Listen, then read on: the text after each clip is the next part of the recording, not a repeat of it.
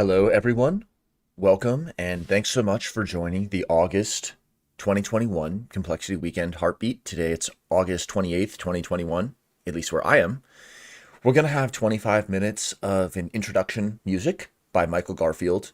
Then we'll have an organizer introduction slides, followed by interactive Jamboard session. So if you're watching live or in replay, thanks again for joining us. We hope to interact with you soon.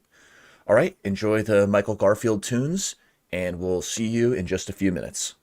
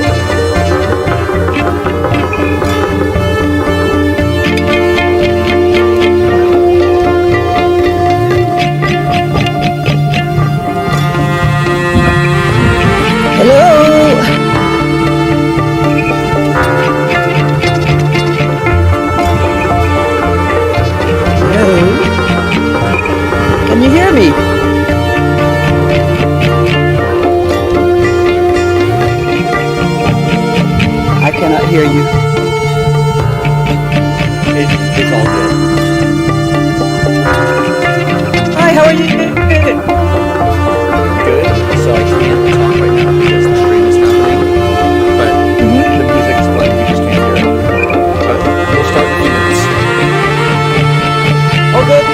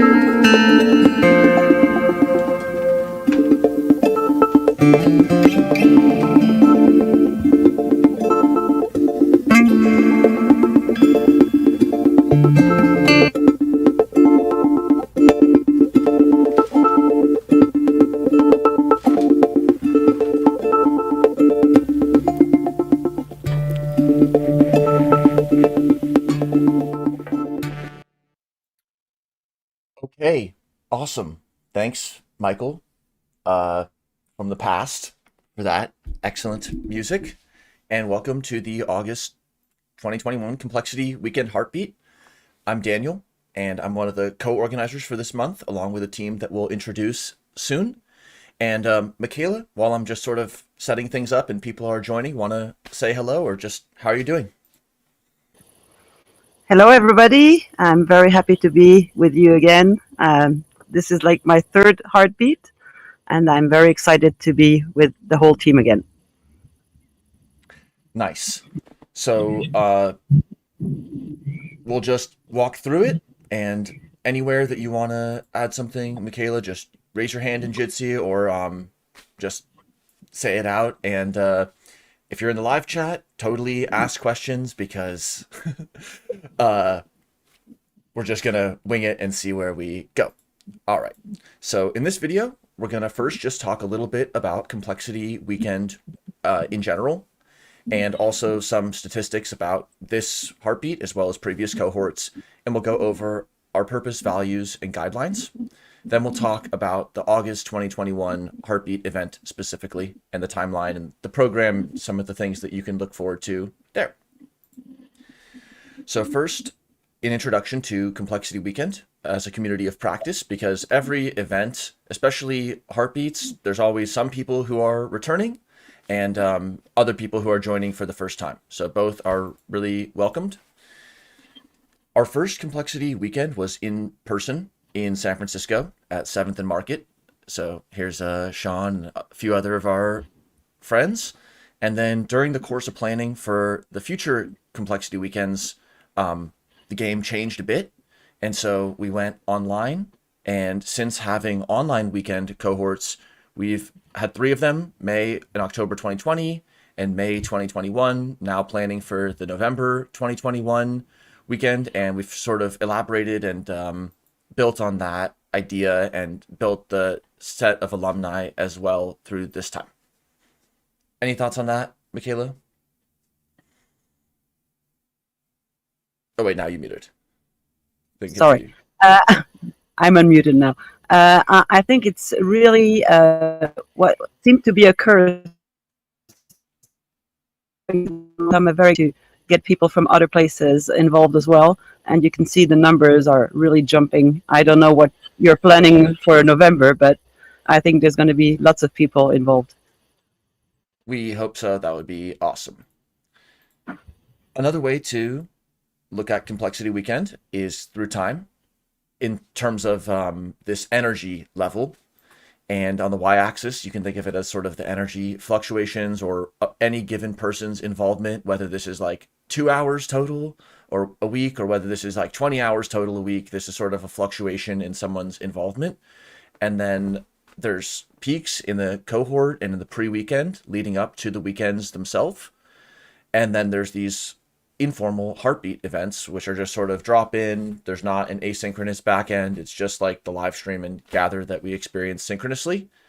And then in the background, on a totally different time frame, can be a totally different set of tools, is you and your team just like learning about complexity and hopefully developing what you want to work on, if it's research or some other application. And so this, the dates for this are pretty much set for the next many months. So if you think, oh wow, I'm just like too busy to go to this heartbeat, but this one I'm going to be available, or I'd like to co-organize in 6 months, you can actually get that on the calendar and help structure some of your journey, I guess. Any thoughts there, Michaela? Yeah, I've been involved from the beginning of 2021, and I can't get enough of it. So I come back to almost every heartbeat, and I'll actually be co-organizing with you in December as well. So looking forward to that.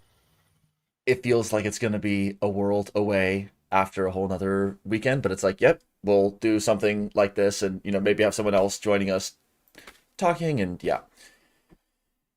All right, yet another representation is sort of a role-based overlapping chart like this, with the biggest circle being participants, because every person who's involved is a participant.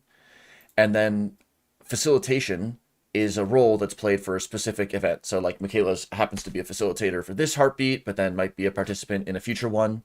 And the event organizers are also for a specific event only, and they're kind of also dual registered as either a facilitator or a participant.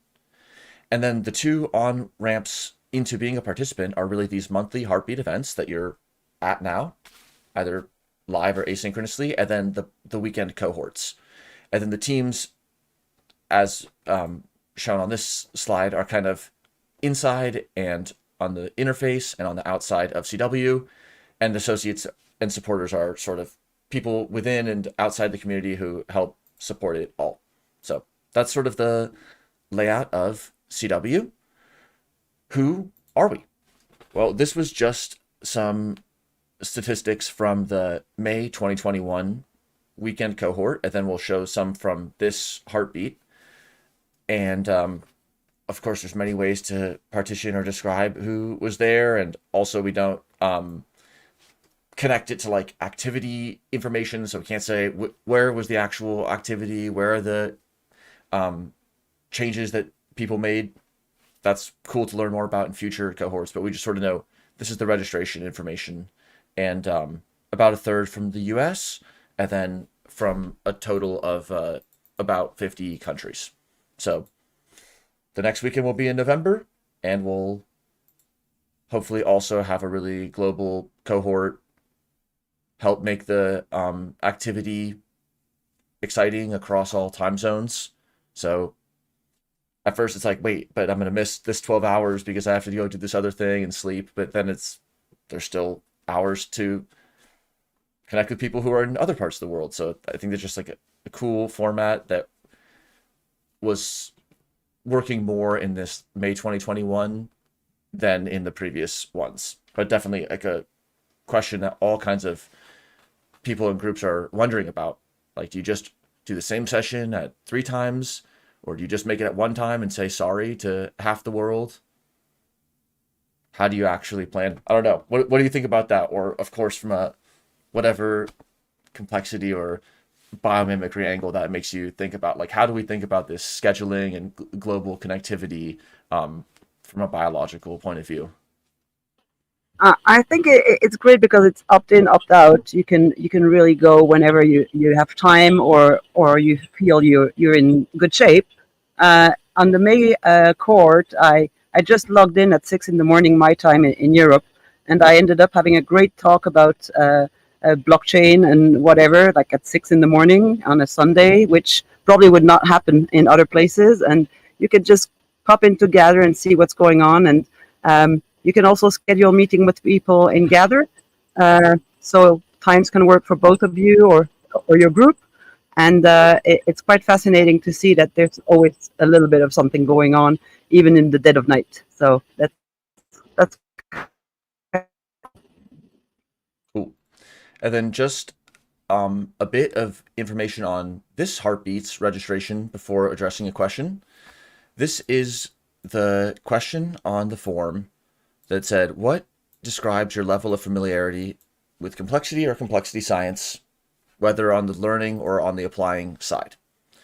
And there's no test or, measuring stick. So 1 to 10, what does it really mean? What if you just know that you know less of it? So all of that sort of aside, pretty interesting distribution, and something we've kind of seen, that there's like a flat distribution between about 1 and 8, and then a few 9 and 10, sometimes with an uncanny valley at 9, like other times less at 10.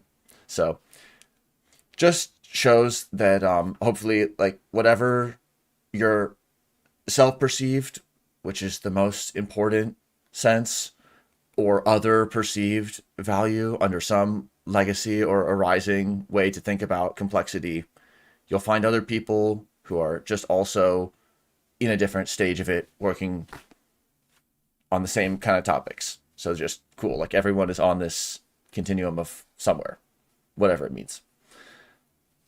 All right. Natalia's question was, I've always been curious about how this all got started. Would you like to explain where the idea for CW came from? A lot of people have been involved since the beginning, but at least relating to the co-organizing of the first event, I was a co-organizer for the Stanford Complexity Group, and Sean, aka Dr. Proton, was living in the nearby area. And then we met in person, and he had a lot of experience on this, like, entrepreneurship and the startup weekend and all these other areas that were really, like, it was one thing to see interdisciplinary within the academia, but then it's another thing to actually be talking to people who have experience applying or working in complex settings, which are sometimes theoretical in research. So that just got us excited. And then with the initial set of really facilitators and participants in San Francisco, you see some of the very same people, like the initial facilitators, Jared and Jason and Zargam and Chen Ling, all still sort of playing roles. So that just, yeah. And then we just sort of, with people who were involved at that time when things changed in 2020, saw this, saw some of the other changes online, and some of the work, like with interactive tools, like from Monica and others. And that really left kind of marks on how we, I guess, got to here. But that's all to say that it's just whoever co-organizes and facilitates. If some facilitator invents some novel, Palma with the one-on-one conversations, then that became part of the one-on-ones. But that wasn't included in 2020, but it was just something that Palma's interaction led to. So probably there's other answers to that too. Anything to say on that, Michaela? Or I hope that's a okay answer. I guess we know a bit more from behind the scenes, and I'm very happy that this asked question will know how it all started. So thanks for that. Okay, so I'll read it and then you can give a thought. What brings us all together is a shared purpose and interest in complexity science, a desire to have impact on co-creative teams and improve our community of practice through feedback, participation, and peer mentorship, and then the core values and our desire to develop community.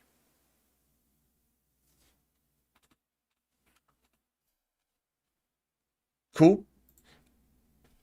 We come together for a reason. Like, people take time out of their day, whether it's the morning or the afternoon or the night. People are deciding to interact synchronously and asynchronously and kind of jump through whatever hoops or deal with whatever weird stuff happens to be involved in whatever it is that they're doing. So our purpose is that we're learning complexity science by doing, we're serving through deep time, and we include to innovate. Diversity is key. Any thoughts on this, Michaela? I really, really like the include to innovate, because I think that's a key factor to spread the meme of complexity, and also to kind of gather all these different pockets of the future that are in the present people with regenerative thought and a big sense of community can really exchange ideas here and further their thoughts and build up powerful teams, I guess. It's sort of like a rule or a heuristic for collaboration, but again, just thinking about interdisciplinary. Well, one way of doing that would be keeping the other discipline like at an arm's reach, and or you could include the other discipline in the project. So it's sort of like two modes of interfacing. Are we going to have a sort of protected interfacing or a participatory way? Or yeah, so that's kind of cool. All right, the core values that help just guide our understanding and participation are that Complexity Weekend is itself a complex system. Education is active. We learn complexity science by doing. Teamwork makes the dream work. Participation means accessibility and inclusion for all. Respect is key, and step up and be brave. Any one that makes you think of anything, or no worries if not?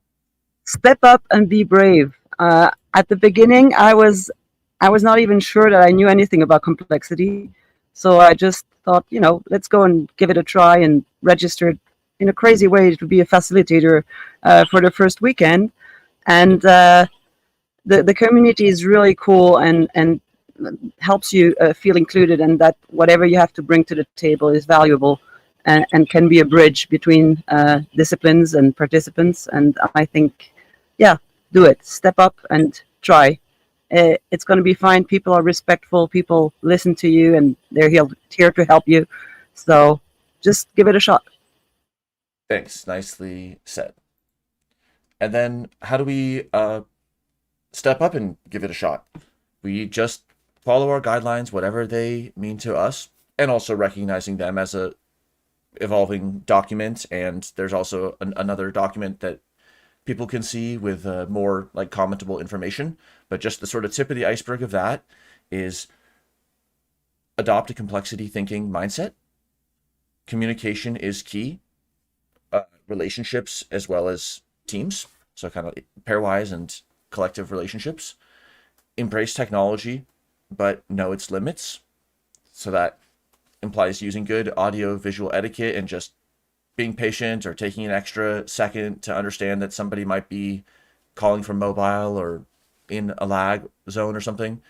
And we welcome full participation and appreciate everyone's diverse ways of interacting. So if whatever way it's going to be, you're just going to listen to audio when you're traveling, or you do or don't have a certain amount of time, that's just what it means to participate for you. And reach out on the edges and stay involved. So, cool. All right. So just for a few minutes, we'll go over the things that will happen in this heartbeat specifically. And then we'll go to a Jamboard and just kind of, for however long, work through that. And then the rest of the weekend is going to be having activities in Gather. So it won't be like recorded or live streamed. All right. So first, the August 2021 co-organizer team was Stephen, Daniel, Kobus, Sarah, and Natalia. So that was complexity team for this cycle. And yeah, big thanks to all of these co-organizers. It was a fun month. We met 4 times. We were in a key-based team. We did a little asynchronous work. We reached out to a few facilitators. Some we knew and just jumped on it immediately. Cough, cough, Michaela. Others were being brought into Complexity Weekend for the first time through a personal relationship with a co-organizer who can really like make sure the facilitator knows how to use Gather and is able to have their session be kind of as they envision it, even if they're coming in for the first time. So awesome work to the organizers. And if you want to organize a future heartbeat, we just have a spreadsheet. We can put you on a future month, and it's hopefully fun.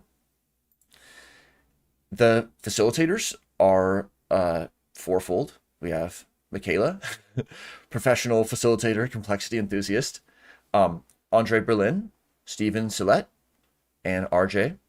So great, multiple returning facilitators and new facilitators. So Michaela, I'm just curious, what brought you to facilitate? What could people look forward to in the session? How is it different in your evolving use of facilitating? Like, what trends have you seen or enjoyed trying? Yeah, so I always strive for something that is interactive where people can do something hand on. I will talk about biomimicry, great surprise, and biomimicry's life's principles and how we can use biomimicry to be a key component of conveying complexity and also getting complexity to a wider audience. So tune in, it's tomorrow, and I'm trying something a little bit new this time with, I wanted to try something with a video, but that seems to be a little bit on the edge. So uh, I'm really looking forward to seeing how people interact more on a person-to-person basis. We'll see how many people join in, and we'll take it from there. I think, again, you just need to dare and try. And last time it was a little bit different, and I'm gathering more and more assurance that everything's going to be okay. And I think the big shift will be in the November weekend. I'm planning on having a panel discussion. So see who is interested in joining me in seeing how we can communicate complexity to a wider audience by different means. So hi, reach out to me on Gather or on Keybase, Pelt1, in case you're interested in having a panel discussion for November. Sounds very cool. Just made me wonder about like biomimicry for online event design. But it's going to have to be some type of generalized biomimicry because we're not going to see an analog in non-human life. At least in the ants, we have logistics and stigmergy, all these things, but how do we go into a different zone? Cool. So good facilitators, looking forward to all of their sessions. One note on Gather. So this is what the spatial chat platform Gather is going to look like. Some of you will be very familiar with it. Others will be on it for the first time, but Gather, kind of like Complexity, just jump in, figure it out. If it needs a different browser, we're there. Email us if you need any help or if something's not working, but if you stick with it, you'll probably figure it out. On the top left are the settings, which can sometimes help if there's some like limiting factor with the internet. Then the two bubbles are chat. So here it's just an ephemeral chat. During the weekends, we use Keybase as more of like a threaded chat with channels, but the Keybase chat just sometimes will say, oh, 5 minutes left in this session. And then clicking this people tab, you can see who's in the space. And then you can also click on their name, send them a message, or follow them, just run over to them wherever they are. Clicking on your character on the bottom adjusts your avatar. And you can also have things on the bottom bar like some more settings, clicking on your name, the mini map, screen share, and emojis, including raising your hand. And then muting your microphone and turning your video on or off are on the video square. And you can also like make it bigger size video too. So that's kind of Gather. Fun times working in Gather. And that's where, after this live stream, all of the heartbeat is going to be in Gather. So we're going to have a Jamboard in a few minutes, and then we're going to have for half an hour on the live stream, and then go and have the rest of the weekend in Gather. So the link to the program is in the calendar event and the email, and maybe we can try to post it in the chat. But we're here in the live stream where the slides and the Jamboard link are posted. Then at 15 after, so in 50 minutes, we'll have a one-on-one session facilitated by Natalia and Sarah. And that's just going to be a chance to have like kind of unstructured one-on-one conversations with other participants. At 1700 UTC, RJ will have a session, project documentation for emergent teams. Then, half an hour later, Andre will have a facilitated session called Collaborative Innovation and Product Design. Then at 1830 UTC, we're going to have spotlight talks. So whoever is there and would like to give a 5-minute or less talk on anything, it can just be, hey, I want to meet people who are working on this, or it can be, here's my my little nano TED talk. And then at the end of that, we'll adjourn to a poster session, and that's the end of the first interval. And then tomorrow, 1 hour before the official start, you can just hang out and gather. Other people might be there. And then at 2100 UTC, we'll start with another one-on-one session. At 2200 UTC, Michaela will have the session described just a little bit earlier on biomimicry and life's principles, tools for communicating in complexity. 2300 UTC, Stephen Sillette, getting a handle on your position in life and the systems of interest, maybe, but just cut off in the screenshot, but going to be a cool session.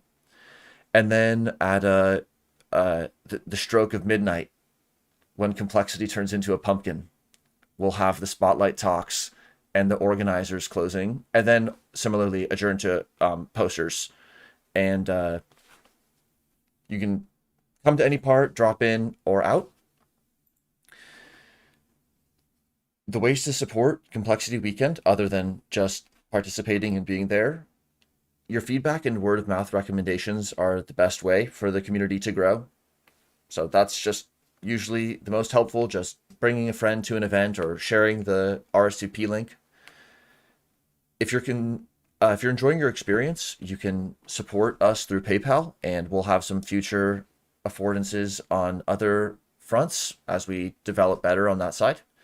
And the contributions basically go towards funding future events.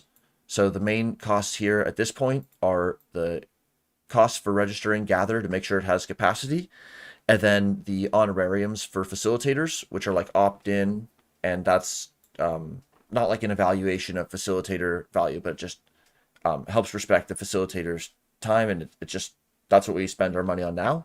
But in the future, we would consider developing new kind of programs or micro grants for teams. That'd be pretty cool. Okay, so we'll move to the Jamboard, which I just put the link in the chat, but just to describe Jamboard, this post-it note shape is how you add a post-it note, and you can also add a text box, and you can play with other tools. So we're going to go to a Jamboard and just walk through some questions. So you can open it up and just let me know if it doesn't open for any reason. So while I resize this window, Michaela, what, just anything random or anything that you've been working on or thinking about?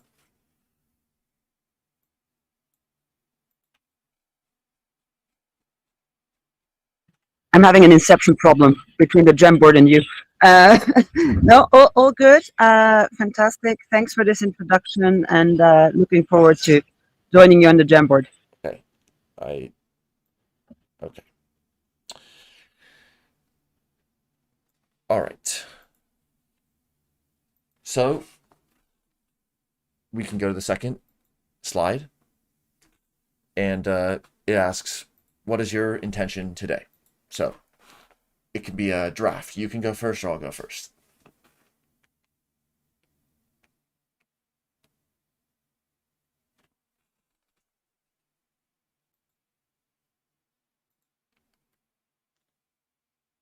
Okay, I think you'll go through Jamboard.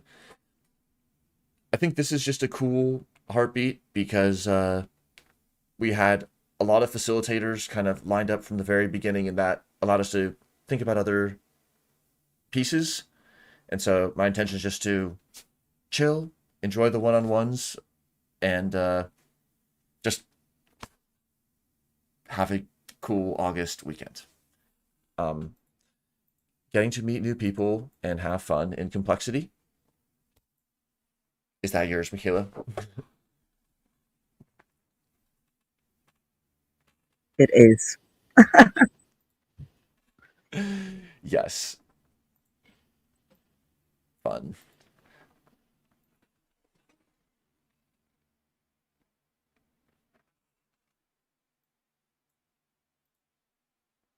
This slide just always makes me wonder about, well, what is the relationship between intention and anything like our action, but also just intention and complexity? Or is it just that intention is outside of complexity, and then we're using it just as a kind of personal behavior trick to focus in on something that's important to us? Or can we take a complexity view on intention itself?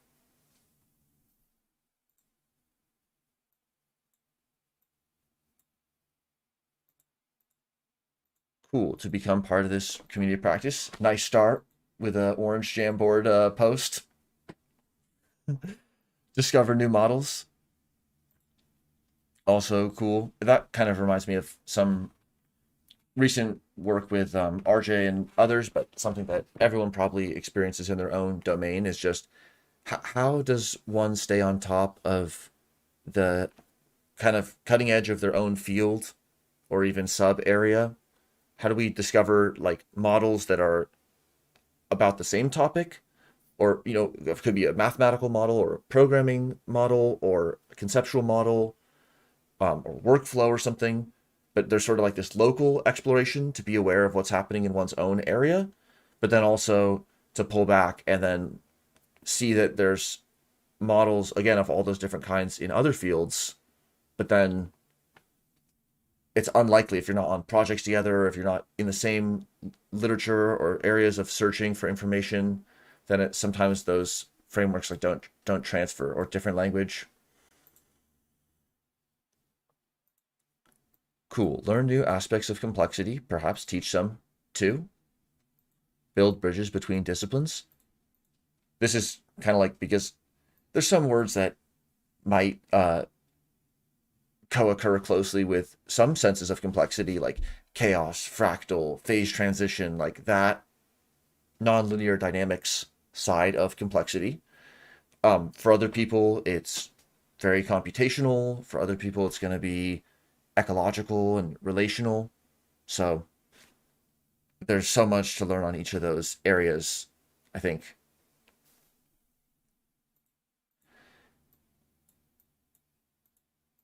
Okay, nice. Let's go to 3. Okay, so, some people, good. All right, thanks for going to 3. So, who are you and how did you discover complexity?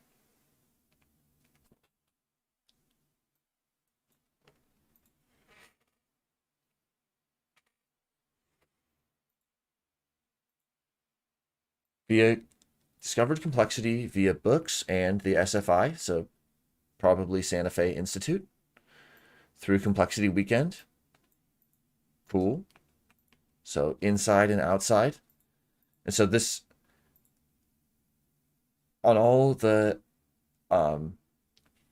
complexity and X, sort of that style of project, whether it's a paper or a startup idea, they always kind of represent like these sort of two streams of some who are drawn for it's like complexity and robotics, and some people just see the robotics, and then it's an introduction to complexity, and then there's also this broader set of people who will come for the complexity and then be exposed to the challenges in robotics or some cool work that somebody's working on.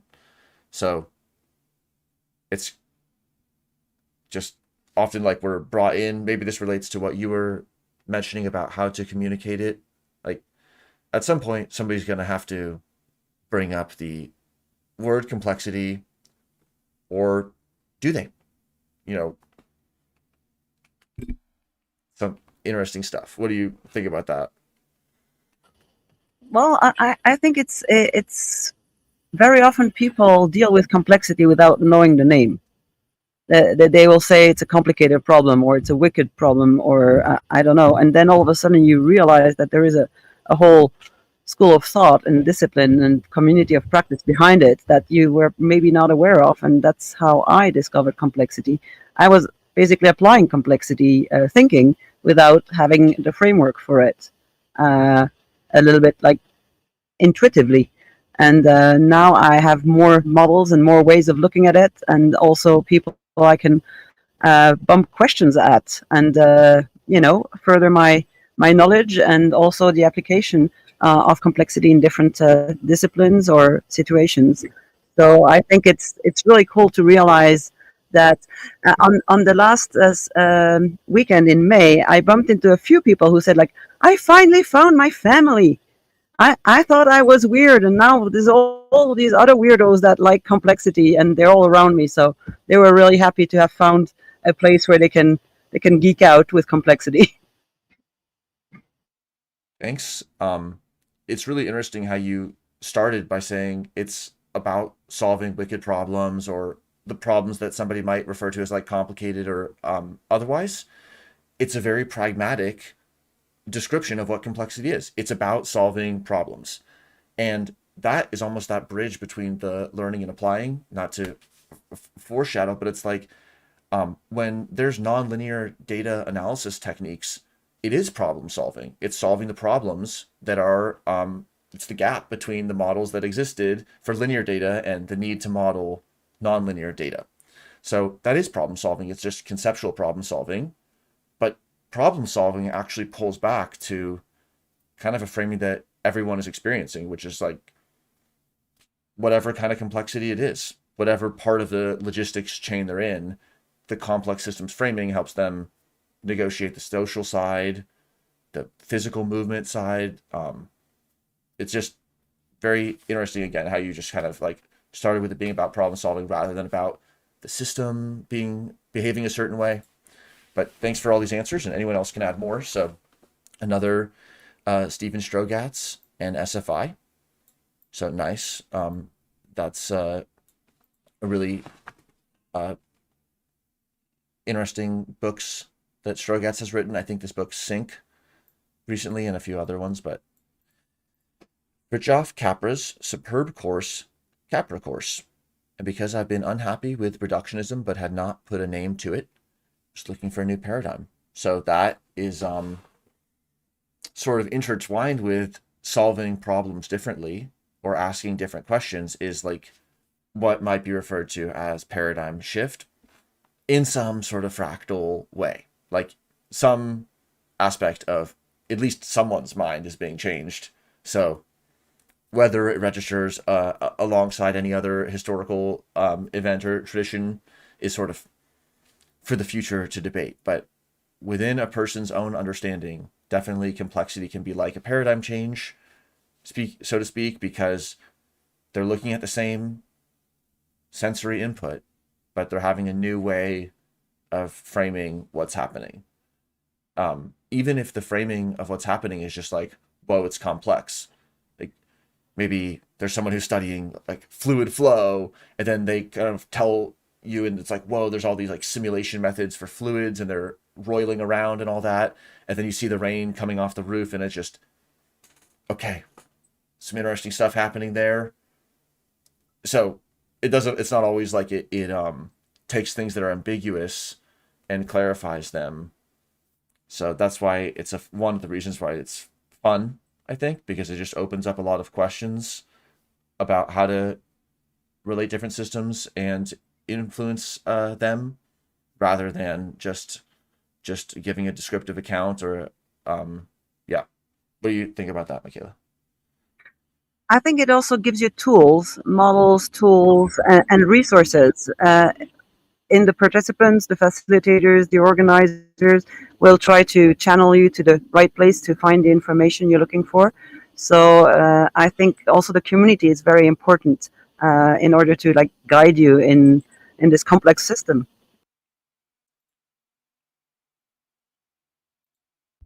Okay, wait, I'm back, right? Okay. You can hear me, Michaela? Welcome back. Oh yeah. I can hear. Okay, I'm gonna fix funny camera setups. That's why it looked like it was in a very different zone. Okay, let's go to the fourth slide. So complexity, learning and applying. And here they're on just sort of an arrow. Anyone can also like edit the, geometry if they want. But how do we think about this learning and applying, learning by doing, or research and development, or application? Like, how do we think about these multiple sides of complexity? I'll give a thought, or you can go for it.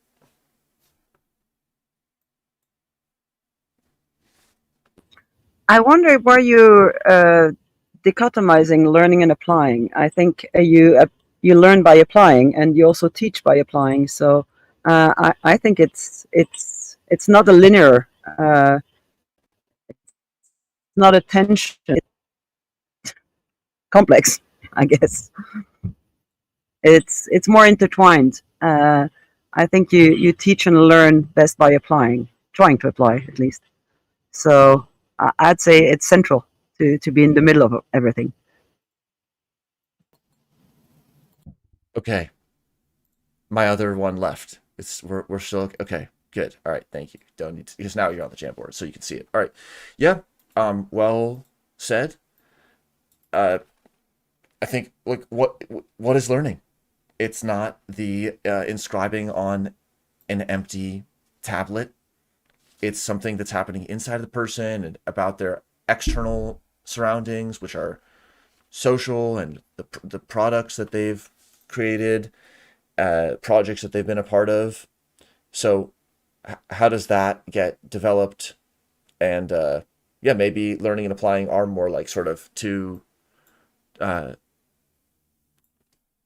two legs, more walking in tandem than just like two independent skill sets. And also, it made me think of like chemistry. Like if someone said, well, yeah, there's probably theoretical chemists and they probably use computers and math and physics. And then there's, of course, a whole range of people working with chemistry. Their job title might be chemist and might be like, oh, yeah, I guess there's thousands of people who are making, vitamin C and stuff. Or they might just be working with chemistry informally, like dyeing fabrics or any other number of things.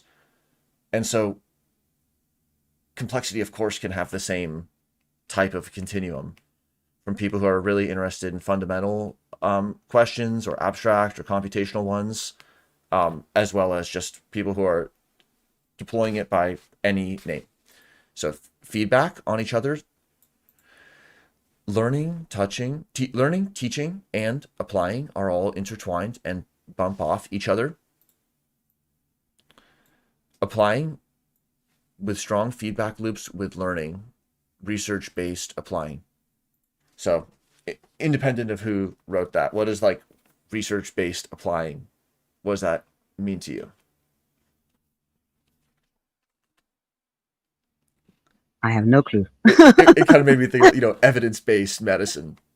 Of I, course. I, I was I was thinking of your chemistry analogy, and I thought, everybody is applying chemistry every day because everybody's cooking. So that's the basic application. Is also learn and teach and apply and out and fail and start again and burn. And yeah, I think complexity is just like cooking. You just, again, go for it and try it out. And sometimes it tastes good and sometimes it doesn't. So you try again. Yep, that's how I felt learning like biochemistry. It was like the cells are doing it. Like it's already an ongoing thing. Um, but the research based applying, there's probably a few ways that could be like unpacked or meant. But on one hand, it's like applying research in practice. So somebody makes a lighter material. It's about, okay, how are we going to work with the current state of technology so that material goes from being like a one-time lab synthesis to something that's affordable and improves people's lives.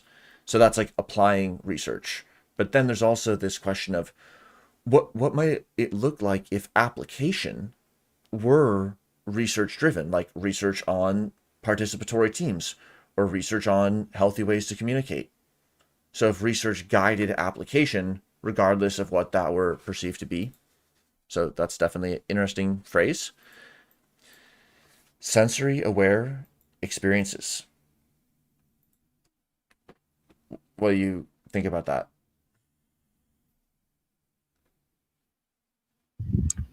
I think we learn all the time by just living. By we learn that when we touch something, that there's like a feedback to your brain, and then you can derive more things will feel uh, complex systems will maybe all have common denominators, and that is something that is basically creating mental models, and then maybe even disciplines or theories or things that you can then abstract and try to teach again. And so we don't have to experience everything. Somebody teaches you don't touch something that's hot, even though everybody will do it once in a while to just check if if hot is really painful. Um, these models can advance your knowledge by having abstracted it from experience. Awesome. Let's go to slide 5 in the top bar. And then I just added the sensory learning experiences because that was a really interesting description you had there. And it was like, on that learning by applying, if our target domain is like woodworking and there's basic woodworking research and then there's the hands-on, how does the conceptual ideas kind of diffuse to both ends, and then does the sensory learning also extend to both ends? And one interesting thing that I heard during a talk in this past few weeks by Bert DeVries, who's a researcher in robotics. He was describing about the design cycle and about how like it's about the life cycle of the model computationally that's deployed. So some questions that might be like, well, what if the model doesn't capture some structures of reality?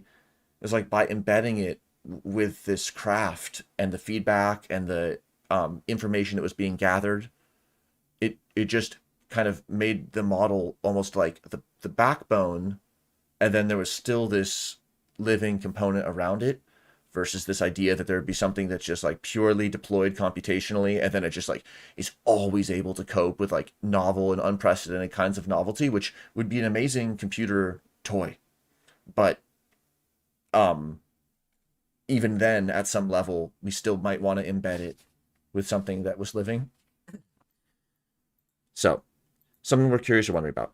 Patterns that apply across different systems, different fields. And how can we create communication that encompasses all aspects of complexity? Almost related questions.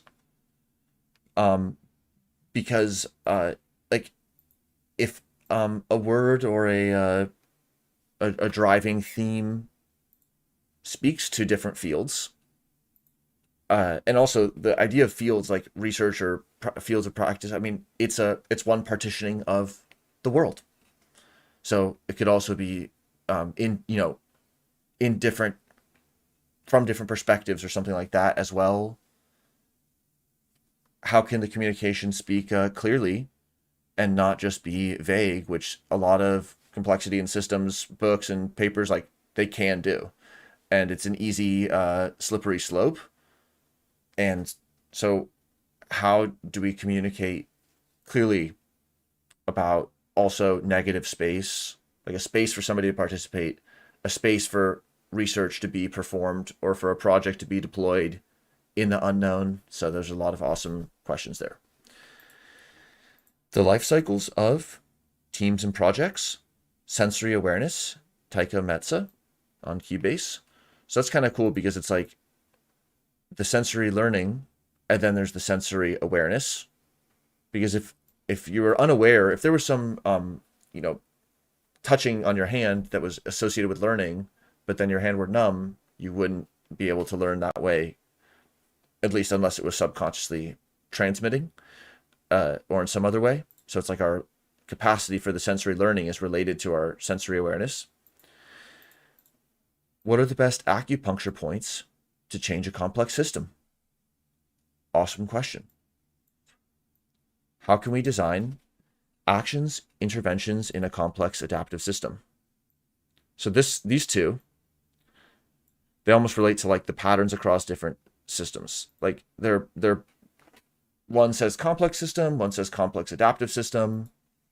We hear both framings all the time, and people can see that they're mapping onto a similar thought. And the acupuncture point model versus actions and interventions, it's sort of like if that person were coming from an acupuncture practice. So it's like saying, like, what are the best chiseling points? We would know that we weren't necessarily talking about just rock, but maybe it would apply to rock as well. So, or leverage points. It's not a real lever, but of course the leverage points model has been very helpful for a lot of people in thinking about applying systems thinking. Let's go to number 7. What kinds of participant behaviors and norms can help us make Complexity Weekend an amazing space? So we have a pro and a con. Just individuals, anonymous perspectives, but like, what are behaviors or moods that we want to see happen than things that we don't want to see? Be respectful.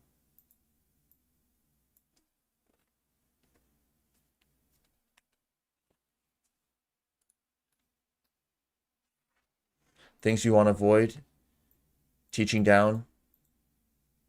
Totally agree.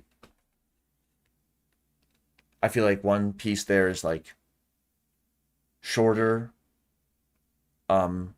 bites, and then it allows for more rapid feedback with whether somebody is understanding the sub pieces, because multi-partite arguments or threads or areas of thought that someone might be unfamiliar with can be hard to follow in one expose. But then on the other hand, again, it can be over explaining, like overwhelming with details, or making assumptions about what somebody does or doesn't know, or about what they have or haven't read.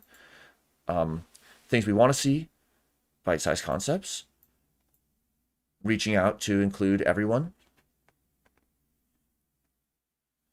setting reasonable expectations. This is the hyper prior, the Bayesian hyper prior. We want to be reasonable about what we expect to be reasonable. So here's to connect the bite-sized concepts with the reaching out to include everyone. It makes me think of kind of like a staple. Like if you're going to be bringing up one concept, then connecting one abstract piece to one applied piece is like one kind of minimal bite. It's like, Jason and friends are working on this quantum thing because this is how it's going to apply. And then also there's like the interpersonal staple. Like, yeah, I read this, but have you read anything on that frontier? Or like, what does that relate to in your area? So then that actually like also can connect an idea with a person, hopefully respectfully. Optimal surprise. Fun. Cool. Yeah, these are they are fun. Heavy jargon. Yep. Like post the link in the chat, put the link in the chat, and then just, oh, by the way, this term that I'm using, that's what I mean here, or that could be helpful. Artworks, nice, cool. This is a little collective artwork there. It's a font play. Let's go to 8. So community support. Here on one side it says I can give, and so you can just put information if you want, or meet me and gather at this point in space and time, and then what people are looking for.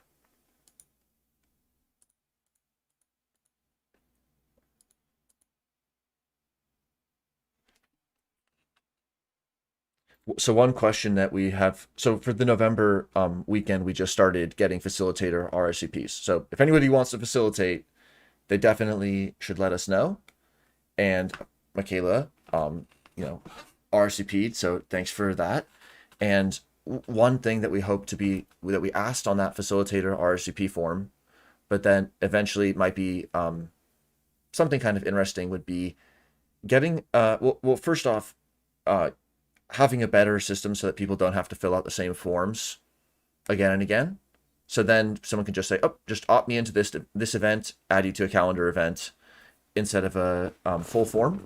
But then we can ask like, what do you want it to be known that you want to provide, and then what are you looking for, and then we'd hope for a way to either in one-on-ones or in small groups, kind of develop a peer mentorship and sort of collaborative spirit. So that's to say, if people want to be a facilitator for November 2021 cohort, they should let us know by the middle of September. So I can communicate complex concepts in natural metaphor.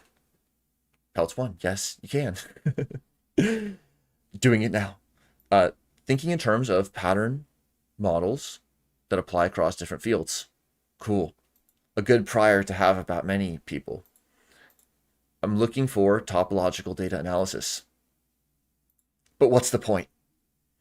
I'm looking for, and then, okay, another one from Kayla.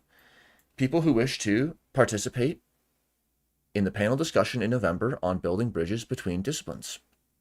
That sounds really interesting. What were you like seeing with that, or what would you want to get out of such an event?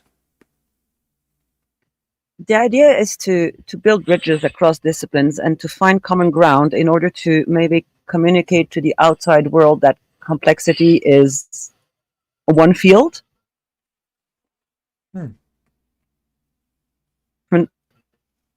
Legs, but that we can have a minimal consensus on some terminology and maybe easy metaphors to bring it out to the wider public.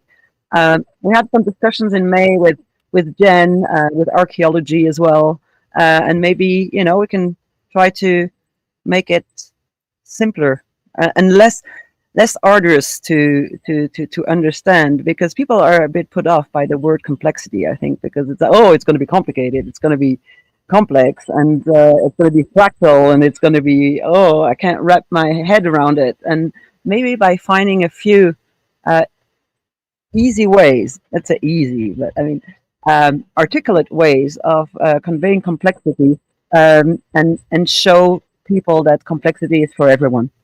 That would be my wish for November. Cool. Well, you could be drawing on participants as well. Like, that would be a cool mechanism. Just bring those panelists in as participants, and it's like, this isn't the facilitators on the stage. This is about these people we're all side by side on this project.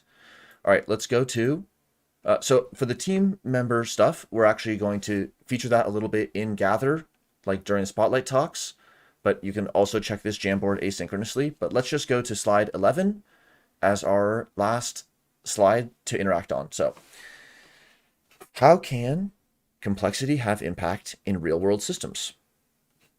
How have you successfully applied complexity, or where do we see it needing to be applied? And then there's a few like different kinds of systems that people care about observing, like nature and the sharks and the fishies, cities, ants, brains, neurons, markets, real-time data. So complexity can have impact as a tool to understand wicked problems. So that was, yeah, like what we were talking about a little bit earlier. It's like, it's one of the main doorways and attractors for many people, is like who see their work as being related to problem solving, whether it's a diagnosis or a research question, or just like some customer support wicked problem. there's a community of people working in different ways with a totally different set of tools with like 30 years more or less experience than you, who have been thinking about it for a long time and also reading some texts that are relevant, but by no means comprehensive or like the one stop, like Fritjof Capra, like a lot of his books and in that sort of 60s, 70s, 80s, Quark and the Jaguar, Chaos. There's a lot of books that are sort of within one cultural thread of complexity, but those are English books from a 20 to 30 year period. So there's something much bigger and different happening as well. And so that's why it's cool that you always bring it back to that, like communicating across domains. As a framework for thinking otherwise, paradigm shift. As a moving, changing framework to build agile strategy and decision making. So then creating a common language between fields, accelerating science by skipping the need for rediscoveries. Yes. I love Nice. this. Yeah, that's nice. And it looks nice with a big font.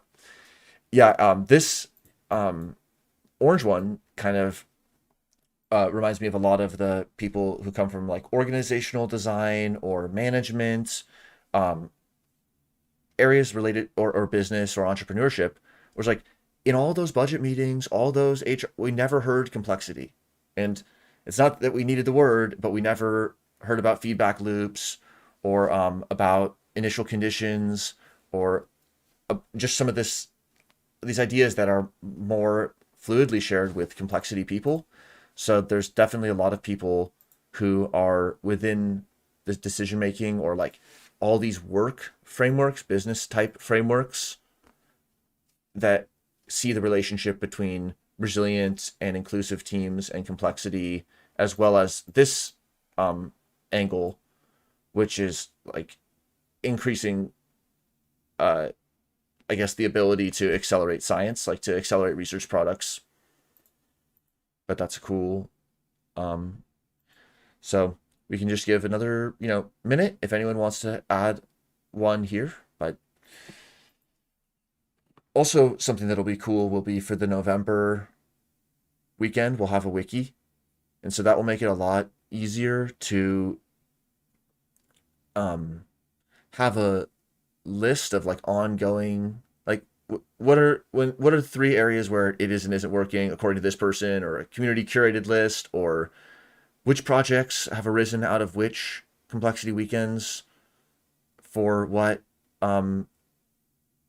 purpose, or where are those projects now. That will be a lot easier when we have our own kind of wiki system. So improve coordination in this changing nature of work and life,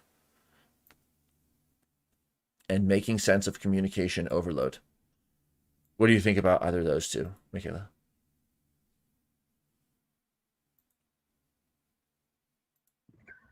I think it's very interesting that we're kind of moving in two directions.